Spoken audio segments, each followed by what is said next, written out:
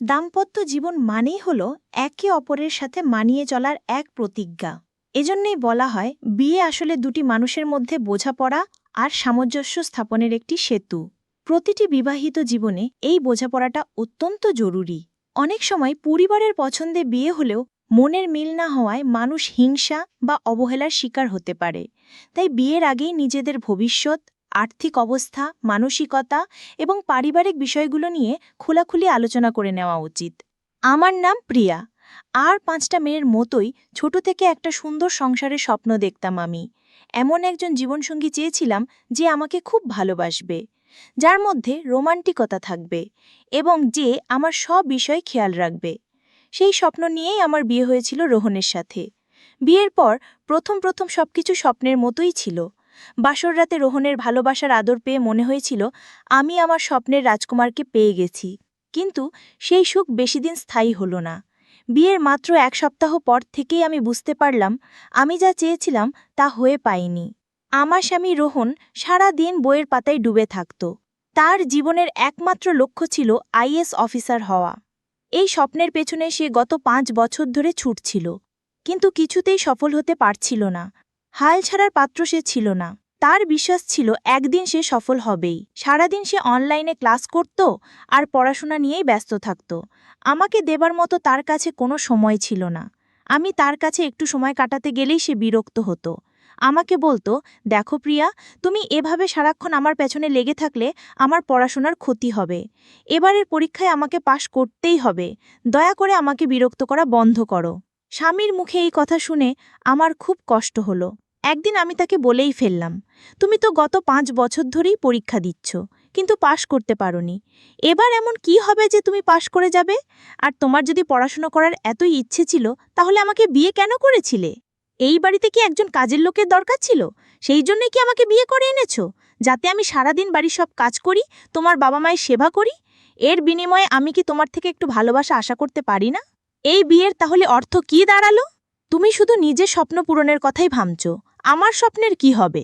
আমার সব কথা শুনে রোহন আমার কাঁধে হাত রেখে শান্ত করার চেষ্টা করল। বলল, প্রিয়া, শান্ত হও। আমি একবার আইএএস হয়ে গেলে তোমার সব স্বপ্ন পূরণ করব। এই বলে সে বই খাতা নিয়ে পাশের ঘরে চলে গেল। সেদিন আমার মনটা খুব ভারাক্রান্ত ছিল। মনের বোঝা হালকা করার জন্য আমি আমার সবচেয়ে কাছের বান্ধবীকে ফোন করে সব কথা খুলে বললাম। সব শুনে সে আমাকে বরকে নিজের দিকে ফেরানোর জন্য একটা বুদ্ধি দিল। আমাদের বাড়িতে রোহনের এক বন্ধু আসত, যার নাম সুমন। রোহন আর সুমন একসাথে পড়াশোনা করত। একদিন সুমন যখন আমাদের বাড়িতে এলো, আমি আমার বান্ধবীর কথা মতো রোহনের মনোযোগ কাড়ার জন্য সুমনের সাথে গিয়ে কথা বলতে শুরু করলাম। কিন্তু আমার এই আচরণ দেখে আমার শাশুড়ি আর রোহন দুজনেই খুব রেগে গেল। তারা আমাকে ধমক দিয়ে বলল, প্রিয়া, তুমি বাড়ির নতুন বউ, সবার সাথে এত কথা বলার দরকার নেই, ভেতরে যাও। সেদিন আমি বুঝতে পারিনি তারা কেন আমাকে সুমনের সাথে কথা বলতে বারণ করেছিল। এর পেছনে কারণটা আমি পরে বুঝতে পেরেছিলাম, যখন আমার বান্ধবীর দেওয়া বুদ্ধিটা আমার জন্য একটা বিপদ ডেকে এনেছিল। আমি আসলে চেয়েছিলাম সুমনকে ব্যবহার করে রোহনকে ঈর্ষান্বিত করতে, যাতে সে আমার প্রতি একটু বেশি যত্নশীল হয়। তাই আমি রোহনকে দেখিয়ে দেখিয়ে সুমনের সাথে খুব মিষ্টি করে কথা বলছিলাম। আমার পরিকল্পনা কিছুটা কাজও করেছিল। রোহন যে মনে মনে জ্বলছিল তা তার মুখ দেখেই বোঝা যাচ্ছিল, আর এটা দেখে আমি মনে মনে খুশিই হচ্ছিলাম। কিন্তু সমস্যা হলো অন্য জায়গায়। আমার মিষ্টি ব্যবহারকে সুমন ভুলভাবে নিয়েছিল। সে ভেবেছিল আমিও তার প্রতি আগ্রহী। একদিন সে আমার ঘরের ভেতরে একটা চিঠি ছুঁড়ে ফেলে দিল। চিঠিতে লেখা ছিল, প্রিয়া বৌদি, কাল সন্ধ্যায় তোমার সাথে পার্কে দেখা করতে চাই। আমি 6টার সময় তোমার জন্য অপেক্ষা করব। চিঠিখানা পড়ে আমার মাথা গরম হয়ে গেল, কারণ সেই চিঠিতে অত্যন্ত নোংরা ভাষায় লেখা ছিল যে সে আমাকে ভোগ করতে চায়। আমাকে দেখে নাকি তার চাহিদা জেগেছে এবং সে আমাকে অনেক ভালোবাসা দেবে। তার এই নোংরা মানসিকতার পরিচয় পেয়ে আমার ভীষণ রাগ হলো। আমি ঠিক করলাম এর একটা বিহিত করতেই হবে। তার মনের ভুল ধারণা ভাঙানোর জন্য আমি সেদিন সন্ধ্যায় পার্কে গিয়েছিলাম, কিন্তু পার্কে গিয়ে দেখি সুমন সেখানে নেই। ঠিক তখনই আমার ফোনে একটা অচেনা নাম্বার থেকে ফোন এলো। ফোনটা ছিল সুমনের। সে আমাকে ফোন করে বলল, বৌদি, তুমি আমার বাড়িতে চলে এসো। আমার শরীরটা ভালো লাগছে না, তাই আমি বাইরে যেতে পারছি না। তার কথা শুনে রাগে আমার শরীর জ্বলে উঠছিল। তার ভুল ধারণাটা একেবারে শেষ করে দেওয়ার জন্য আমি তার বাড়িতে গেলাম। গিয়ে দেখি তার বাড়ির দরজা খোলাই আছে। আমি দরজায় দাঁড়িয়ে তার নাম ধরে কয়েকবার ডাকলাম, কিন্তু কোনো সাড়া না পেয়ে আমি ঘরের ভেতরে ঢুকে পড়লাম। ভেতরে গিয়ে দেখি সুমন বিছানায় বসে আছে। আমাকে দেখেই সে খুশিতে দাঁত বের করে হাসল এবং আমার হাত ধরে বিছানায় বসতে বলল। তার স্পর্শে আমার গা ঘিন ঘিন করে উঠল। আমি প্রচণ্ড রেগে তার হাতটা ছাড়িয়ে দিয়ে বললাম, এসব অসভ্যতা সুমন, আমি একজন বিবাহিত নারী।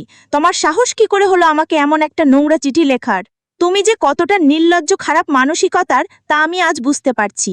এখন বুঝলাম কেন আমার শাশুড়ি আর রোহন তোমার সাথে কথা বলতে বারণ করেছিল। আমার কথা শেষ হতে না হতেই সুমন হঠাৎ করে পেছন থেকে আমাকে জাপটে ধরে বলল, সুইট হার্ট, আমি তো এখনো কোনো অসভ্যতা শুরুই করিনি। আমার আসল রূপ তো তুমি আজ দেখবে। তার কথা শুনে আমি তাকে ধাক্কা দিয়ে সরিয়ে দিয়ে তার গালে সজোরে একটা চড় মেরে বললাম, নির্লজ্জ, আমি তোমার সাথে দুটো ভালো কথা বলেছি বলে ভেবেছ আমি সহজলভ্য? তুমি আমাকে কি ধরনের মেয়ে ভেবেছ? এরপরেই সুমন তার পশুরূপটা দেখালো। সে আমাকে সজোরে ধাক্কা মেরে বিছানায় ফেলে দিল এবং আমার সম্মান নষ্ট করার চেষ্টা করলো। আমি তখন নিজের মান সম্মান বাঁচানোর জন্য সর্বশক্তি দিয়ে চিৎকার করতে লাগলাম এবং নিজেকে ছাড়ানোর চেষ্টা করছিলাম। ঠিক সেই ভয়ঙ্কর মুহূর্তে আমার স্বামী রোহন সেখানে এসে হাজির হলো। আমাকে ওই অবস্থায় আর সুমনকে আমার উপর জোর করতে দেখে রোহনের মাথায় রক্ত চড়ে গেল। সেই সুমনকে প্রচণ্ড মারতে শুরু করলো। এরপর রোহন চিৎকার করে আমাকে বলল, এই কারণেই তোমাকে ওর থেকে দূরে থাকতে বলেছিলাম, কিন্তু তুমি আমার কোনো কথাই শোনোনি। কি দরকার ছিল ওর সঙ্গে এত মিষ্টি করে কথা বলার? তারপর সে সুমনের দিকে তাকিয়ে বলল, তোর চরিত্র যে ভালো না সেটা আমি জানতাম, কিন্তু তুই যে আমার স্ত্রীর সাথেই আমার নোংরামি করবি সেটা আমি স্বপ্নেও ভাবিনি। ছি, তোর মতো বন্ধুর সাথে আমি এতদিন মিশেছি, আজ থেকে তোর আর আমার বন্ধুত্ব শেষ। সেদিনের ঘটনায় আমি খুব লজ্জিত এবং অনুতপ্ত ছিলাম। আমি কাঁদতে কাঁদতে রোহনকে জড়িয়ে ধরে তার কাছে ক্ষমা চাইলাম। সুমনও রোহনের পা ধরে ক্ষমা চাইতে লাগলো, যাতে রোহন পুলিশকে না ডাকে। সেদিন আমি বুঝতে পেরেছিলাম বরের মনোযোগ পাওয়ার জন্য আমি যে পথ বেছে নিয়েছিলাম তা কত বড় ভুল ছিল। আমি যখন রোহনের কাছে ক্ষমা চাইছিলাম তখন সে আমাকে বলল, তুমি ওকে আশকারা দিয়েছিলে বলেই সে তোমার সাথে এমনটা করার সাহস পেয়েছিল। তবে রোহন আমাকে আরও বলল, প্রিয়া, আমি তোমাকে অনেক ভালোবাসি। আমার মনোযোগ পাওয়ার জন্য তোমার অন্য কিছু করার কোনো দরকার নেই। আমি একবার পরীক্ষায় পাশ করিনি, তারপর তোমার সব স্বপ্ন আমি পূরণ করব। শুধু আমাকে কিছুটা সময় দাও আর আমাকে একটু বোঝার চেষ্টা করো। সেদিন আমি আমার ভুল বুঝতে পেরেছিলাম আর রোহনকে কথা দিয়েছিলাম যে আমি তার পাশে থাকব। এরপর থেকে আমি রোহনের পড়াশোনায় যতটা সম্ভব সাহায্য করতাম। আমাদের বিয়ের 1 বছর পূর্ণ হয়েছে। আমার পাশে থাকার জন্য এবং সহযোগিতায় রোহন এবার পরীক্ষায় পাশ করেছে এবং তার স্বপ্ন পূরণ হয়েছে। সে এখন গর্ব করে সবাইকে বলে যে আমি তার পাশে ছিলাম বলেই সে আজ সফল হতে পেরেছে।